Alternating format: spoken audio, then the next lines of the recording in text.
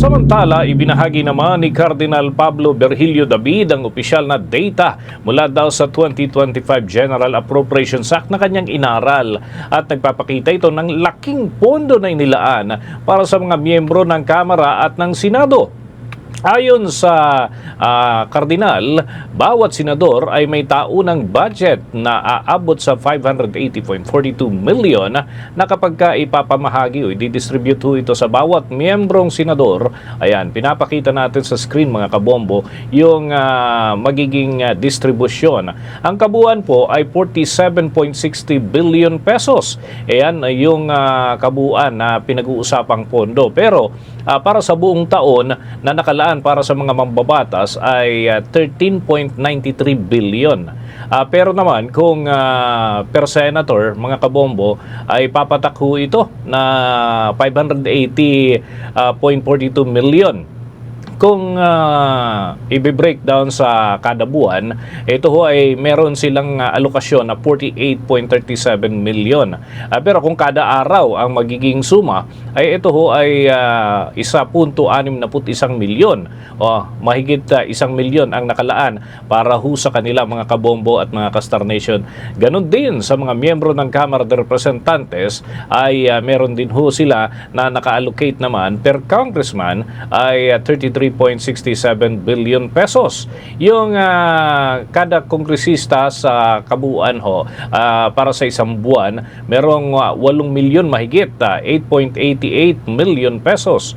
At kung kada araw, meron ho naman sila na nakalaan 292,598,000 yung naka-allocate para sa kanila. Bagamat sinasabi na ito ay para sa mga official functions, yan umano ay napakalaki ayon sa Kardinal at dapat na suriin at lumalabas na ito ay malaking alokasyon ng budget ay mismo napupunta sa mga nasa hanay ng lehislatura. At binanggit pa ng Kardinal na hindi kasama rito yung tinatawag na commissions o kaya naman ay kickbacks mula sa mga proyekto, pati na ang mga pondo mula sa unprogrammed appropriations at patronage funds na dumadaan naman sa mga ayuda at mga programa kagaya ng MyFIP at Tupad, AIX at AKAP. Binigyang diin ng Kardinal na nananatiling mabigat na katanungan ngayon kung paano nga ba ginagamit ang ganong kalaking halaga, lalo na't sa bansa ay patuloy ho na bumabaha doon sa mga lugar na dating naapektuhan na ng mga kalamidad at pinaglaanan ng mga flood control projects, ngunit sila pa rin ay binabaha. Kulang sa silid-aralan at kulang din sa mga ospital at yung mga kama na ginagamit sa mga pagamutan. Nakalubog din sa utang ang ating bansa, pati na yung mga magsasaka at pamumuhay ng karaniwang manggagawa ay lantad sa mga pagkakautang. Anya, ang 47.6 billion pesos para sa mga mambabatas bago pa man isama ang patronage at commissions ay hindi lamang usaping moral kundi isang pambansang usapin. Dagdag pa niya na hinihintay pa kung magkano ang ilalaan ng mga mambabatas sa kanilang sarili sa taong 2026 General Appropriations Act sapagkat hindi pa ho ito lubos na nahihimay.